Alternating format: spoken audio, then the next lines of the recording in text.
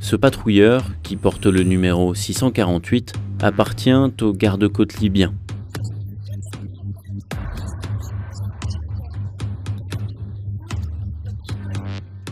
Ils tirent en direction d'une embarcation en bois où se trouvent 63 migrants.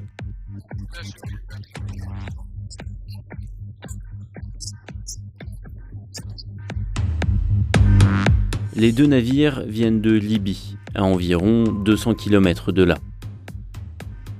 Une heure plus tôt, un appel de détresse indiquait les coordonnées de l'embarcation et précisait que de nombreux enfants se trouvaient à bord.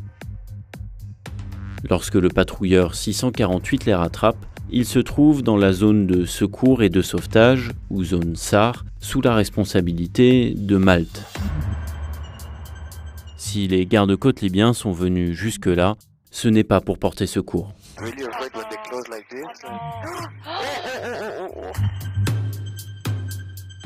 Pourquoi des gardes-côtes libyens s'attaquent-ils à des migrants au milieu de la Méditerranée, en zone SAR maltaise ?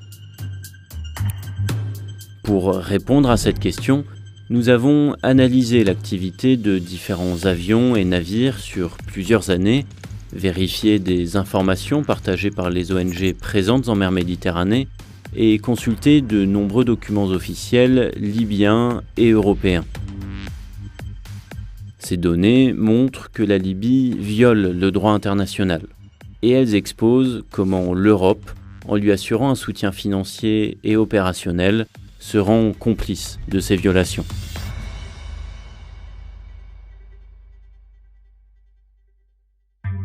Quatre ans plus tôt, en 2017.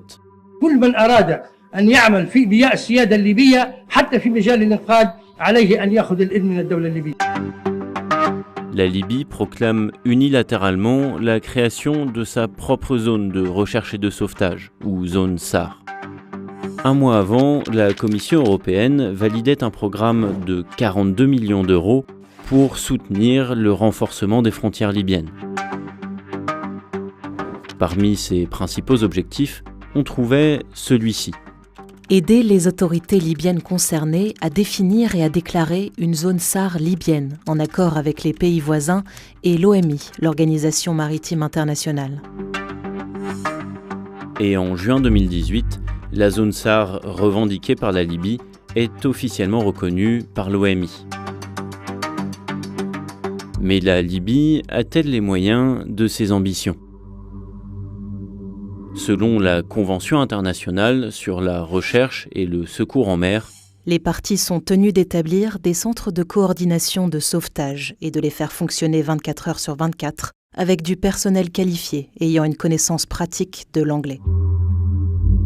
Lorsqu'elles ont déclaré leur zone SAR, les autorités libyennes ont indiqué à l'OMI qu'un centre de coordination des sauvetages, ou JRCC, se trouvait à Tripoli.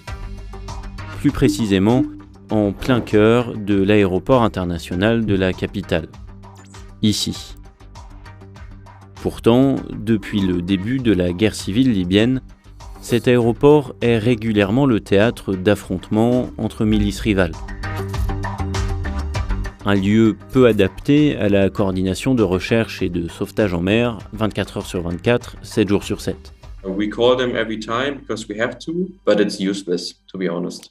Félix Weiss est porte-parole de l'ONG Sea-Watch, qui conduit des missions de recherche et de sauvetage avec ses propres avions et navires. These numbers are changing more or less every month. So right now we have 9 different kind of numbers that we try to call. Sometimes they don't pick up the phone. Quite often they don't speak our language. Almost every time they're basically not able to render assistance or coordinate other actors in the vicinity.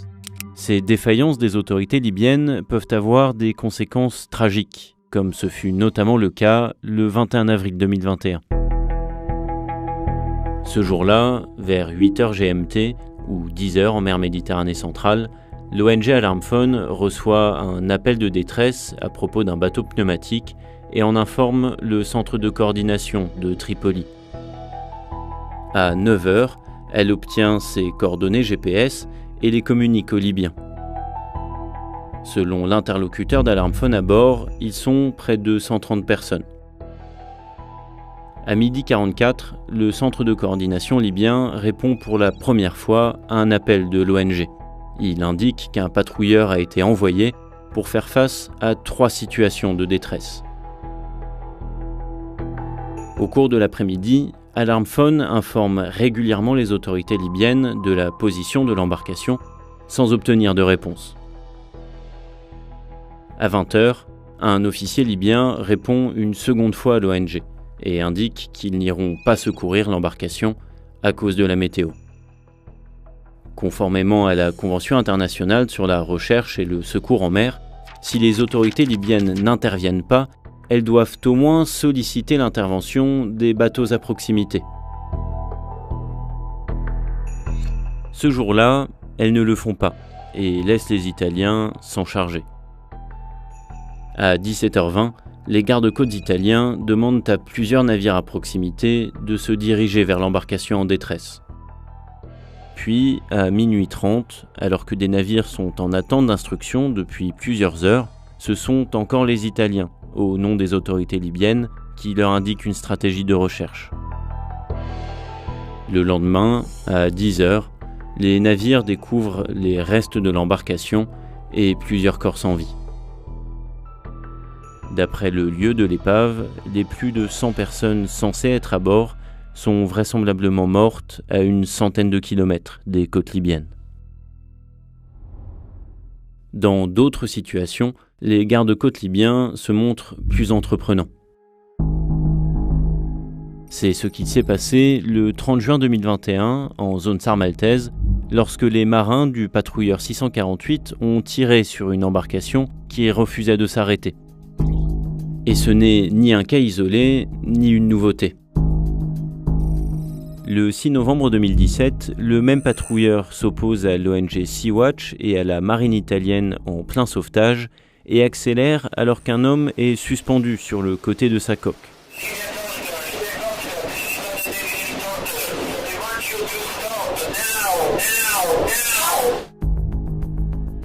En septembre 2016, un garde-côte s'en prend cette fois physiquement à des migrants.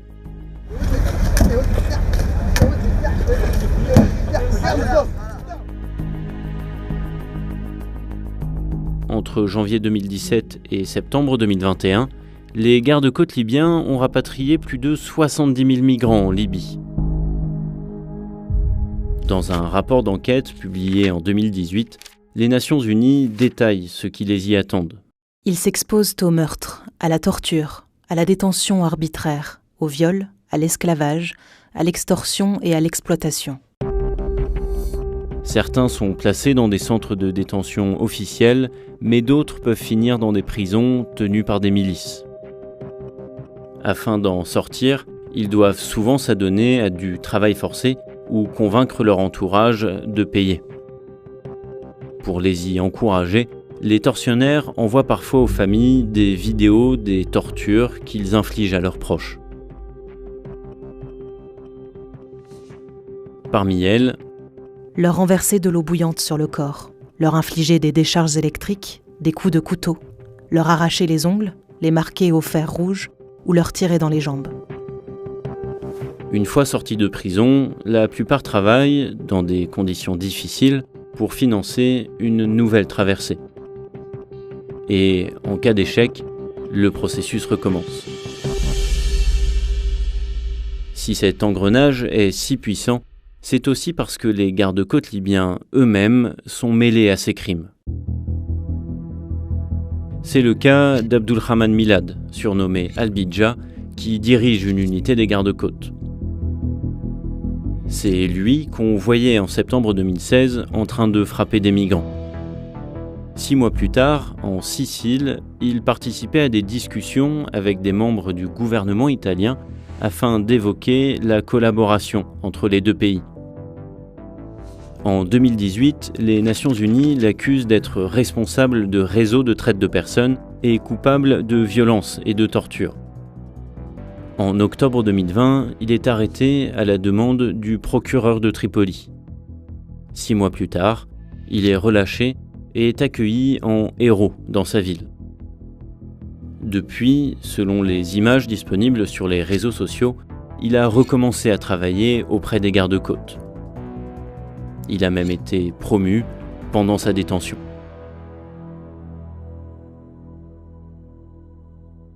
Si les institutions européennes dénoncent ces crimes, elles les ont pourtant facilités.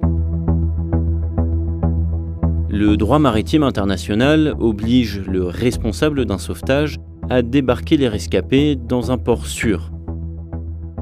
Or, pour la Commission européenne, la Libye ne peut actuellement pas être considérée comme un lieu sûr pour le débarquement.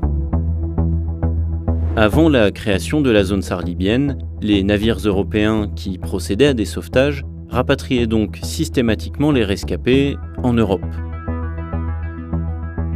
Mais en 2017, l'Union européenne participe à la création de la zone SAR libyenne. Résultat, les autorités libyennes y deviennent responsables des secours et rapatrient les migrants en Libye. L'Union européenne ne viole donc pas directement le droit maritime, mais elle a créé et continue d'entretenir les conditions pour que la Libye le fasse. Depuis 2017, l'Europe a investi 87 millions d'euros dans le pays, notamment pour la formation des gardes-côtes et la création de sa zone SAR. L'Italie a également offert 6 patrouilleurs aux Libyens. Parmi ces navires figure notamment le patrouilleur 648, qu'on a retrouvé à plusieurs reprises en train de nuire à des opérations de sauvetage. Toutefois, la Libye ne possède aucun moyen aérien pour surveiller la mer ou coordonner des secours. À défaut, elle peut compter sur ceux de l'Agence européenne de garde-frontières, Frontex. Depuis 2017, celle-ci met à disposition des États membres un dispositif de surveillance aérienne. Officiellement, il permet de lutter contre les trafics en tout genre. Toutefois, des journalistes et des ONG l'accusent d'aider les gardes-côtes libyens à détecter et à intercepter les migrants. Le but supposé, réduire le nombre d'arrivées en Europe. L'agence s'en défend, mais ces opérations sèment le doute. Sollicité par Le Monde, Frontex refuse de communiquer les données de vol de ces appareils. Mais les signaux radio qu'ils émettent sont collectés par la plateforme collaborative ADSB Exchange, qui a accepté de nous les fournir.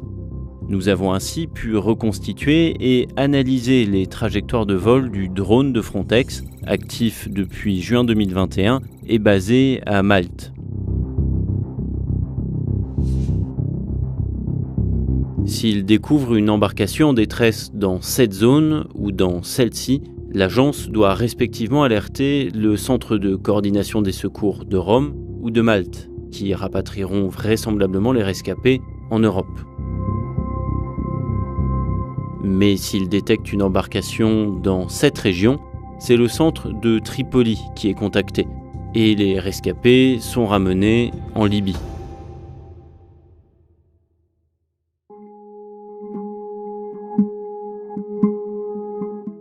Entre le 1er juin et le 31 juillet 2021, le drone a passé 86% de son temps de vol opérationnel dans la zone SAR libyenne, contre 14% dans la zone maltaise. Une fois l'ensemble des vols superposés, on s'aperçoit qu'il respecte particulièrement bien les limites de la zone SAR libyenne.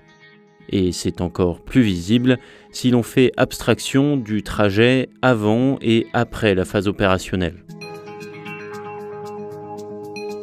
À l'intérieur de la zone libyenne, le drone suit régulièrement une trajectoire prédéfinie très précise que l'on distingue ici.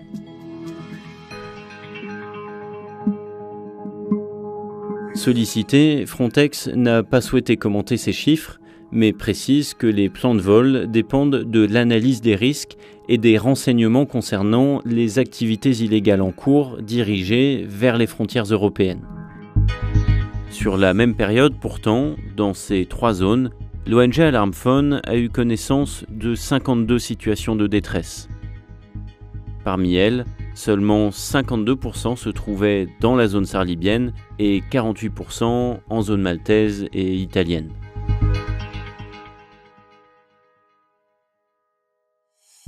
Au début de la collaboration entre l'Union européenne et la Libye en 2017, l'objectif annoncé était double.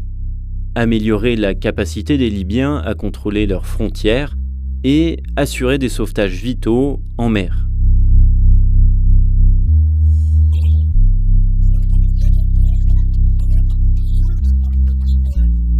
Le 30 juin 2021, les gardes-côtes libyens ont finalement fait demi-tour après une poursuite d'1h30. Les 63 migrants à bord sont parvenus à atteindre l'Italie sains et saufs. Mais c'est loin d'être toujours le cas. Entre 2017 et 2019, le nombre de morts chaque année en Méditerranée a certes chuté de 74%. Mais dans le même temps, le nombre de tentatives de traversée a lui diminué de 82%. Autrement dit, depuis l'implication des gardes-côtes libyens, soutenus et financés par l'Union européenne, les migrants qui fuient la Libye meurent toujours autant. La principale différence, c'est qu'une partie des rescapés autrefois rapatriés en Europe le sont désormais en Libye.